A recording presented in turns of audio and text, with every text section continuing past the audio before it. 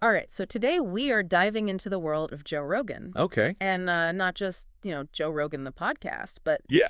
the guy, like, his whole sphere of influence, this Atlantic article we're looking at, Right. really gets into how Rogan has become this, like, cultural force shaping how a huge chunk of America sees the world. Yeah, it's really fascinating. You got this guy who, on the one hand, is doing, like, stand-up in Austin, no phones allowed, Yeah.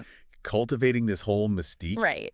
And Yeah. then on the other, he's absolutely everywhere. Millions tuning into his podcast every week. It's like this weird mix of insider and outsider at the same time. Totally. He's a publicly pro-gay marriage, pro-choice, but then he'll turn around and platform someone with some pretty out there views. Right. Or, cast out on Biden's age. Yeah. And it's enough to make your head spin, right? Exactly. And that's exactly why his appeal is so broad. Oh. And why this article calls his audience, like, quote-unquote, politically homeless. These are people who are feeling disillusioned with both sides of the aisle, skeptical of institutions, craving that alternative to the, usual talking heads. They see Rogan as that alternative. Yeah. Someone who's not afraid to just ask questions, Yeah. even the uncomfortable ones. And he gets away with it because he's cultivated this, like, average Joe persona, even with his massive reach, 17 million YouTube subscribers, talking the Spotify charts. Yeah. It makes you wonder, like, how genuine is that? That's what we're here to unpack.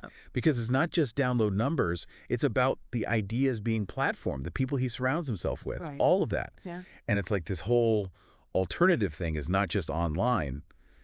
Right. It's spilling over into the real world, which I think is what makes the move to Austin so fascinating. Yeah, like, remember when Austin was this, like, chill, music-loving city? Now it's being painted as this, like, mini Bay Area, Right. but with more guns and kombucha or something? Yeah, and it's like a really fascinating example of this larger trend of cultural migration that's happening, where you see like-minded people kind of clustering geographically, Right. seeking out spaces where their views are, more the norm. And Rogan, whether intentionally or not, is kind of accelerating this whole cultural secession thing, which is a pretty big deal. Yeah, especially with, like, his whole crew setting up shop down there. It's like a who's who of the Heterodox world, right? Tim Ferriss, Lex Friedman, like, heck, even Elon Musk building his Snailbird community. Right. For Tesla employees nearby. It's not just talk. These guys are putting down roots. And it's interesting what they say about when the article talks about heterodox. It's not just like rejecting mainstream views. It's embracing a very specific set of opinions. Right. And skepticism of DEI is a big one. Yeah, they see it as, like, corporate wokeism, basically, rather than, like, a genuine effort, right? Exactly. And it's not just DEI. We're talking skepticism of COVID policies. Yeah. Mainstream media, there's a pattern here. And it goes beyond just being contrarian. Right. And that's what makes this whole thing so relevant, especially with the election coming up. Yeah. Rogan's audience, this politically unaligned heterodox group, these are the voters that both parties are trying to win over. Totally. So this isn't just like a cultural phenomenon anymore. It's actually like shaping the political landscape. Absolutely. And what's even more interesting is that Rogan's whole just asking questions approach, well, it's appealing to a lot of this audience. It's not without its downsides. Oh, totally. And, like, the article doesn't shy away from that at all. Like, remember that whole controversy around Fallon Fox, the trans athlete? Yeah. Rogan's take on that did not land well with a lot of people. It's like, where does just asking questions stop being, like, genuine curiosity and crosses the line into platforming harmful views? Yeah, and the article really digs into this with the example of Rogan platforming certain figures, especially during COVID. Robert Malone, for example. Oh, right. The guy who claimed to have invented mRNA technology, but then turned around and started sowing doubts about the vaccines. Yeah. Not Rogan's finest moment. No. Yeah. And it ties into this whole idea the article brings up about the noble lie. Right. This idea that, experts were hiding the truth about COVID. They didn't trust the public with the full picture. Which, okay. Distrust in institutions didn't come out of nowhere. Exactly. Like, I personally know people who left California because they felt like the COVID restrictions were too much, like their freedom was being threatened. So you can see how someone like Rogan, who is naturally skeptical of authority, could tap into that feeling, but it's a slippery slope. Absolutely. And you see this loyalty play out in who Rogan chooses to platform, even when they're spouting potentially harmful stuff. Remember Shane Gillis, the comedian who got fired from SNL for making offensive jokes? Oh, right. Yeah. Rogan had him on the show right after he got fired, gave him this huge platform. Which you could argue shifted the boundaries. of what's considered acceptable comedy. Exactly.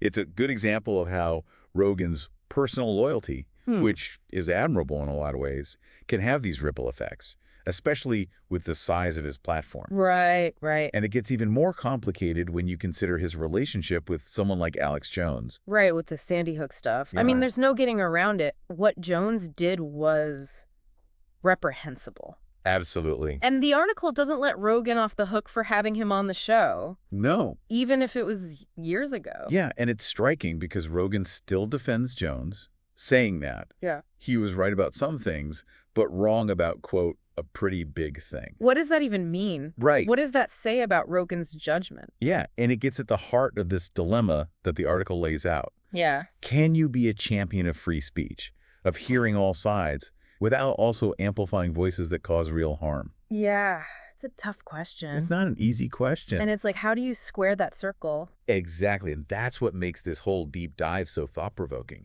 Because Rogan isn't just some guy with a microphone, right? Right. He represents these anxieties a lot of people are feeling about free speech, about distrust in institutions, about being left behind in a rapidly changing world. And his success both reflects and fuels those anxieties. Totally. It makes you wonder, like, can we ever truly have, like, open dialogue, a real marketplace of ideas in such a polarized world? Right. Or are we destined to just retreat into our echo chambers, surrounded by people who already agree with us? It's a big question and one that the article doesn't pretend to have all the answers to. Right. But it does leave you thinking. Yeah. And that's what a good deep dive should do. That's what it's all about. So if you're intrigued by this conversation and want to go even deeper, we highly recommend checking out the full article in The Atlantic. It's a real eye-opener. Definitely. And who knows, maybe it'll spark some interesting conversations of your own.